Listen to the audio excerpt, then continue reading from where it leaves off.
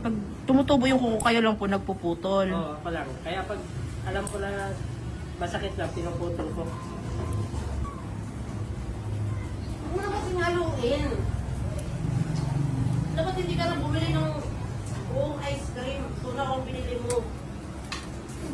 Tutunawin mo lang. Kung kumakain ng ice cream, tutunaw.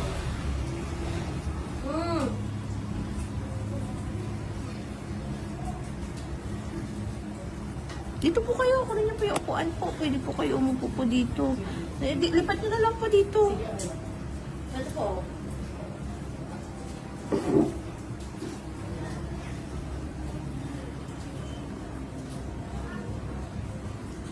Sarap niya po. Kasi may kuko po ito sa ilalim. Ano ka ba? Ano po? Inaano ko yun sa anak, ganun din. Pero hindi siya nagtanggal ng ganyan. Opo. Siya natatakot na siya.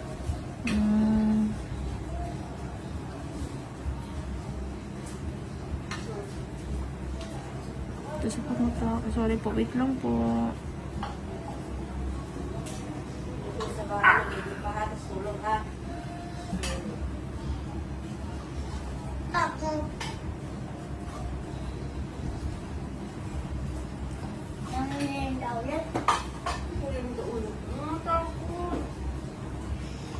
Oh, sarap.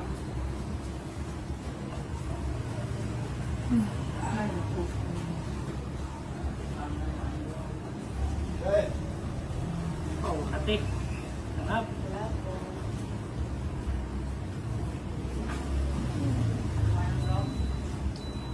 Ay, shock. Dula siya. Pwede maano po, malaki.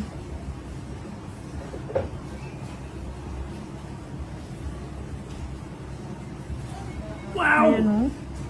Oh, laki po.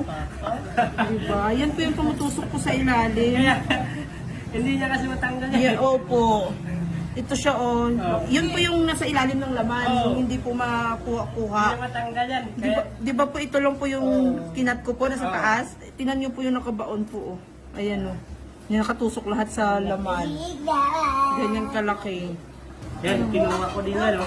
Kaya lang hindi ko maano talaga. Hinatak niyo rin po ito. Oo. Nakuha niyo po ba siya ng buo? Hindi ko nakuha. Pero hindi siya masakit yan. Kasi hindi pa po siya tumubo eh. Parang putol nga po oh. Ay, ayan po oh. Ayan oh, laki po ng kuko din sa ilalim oh. Ay, putol nga po. Ayan oh.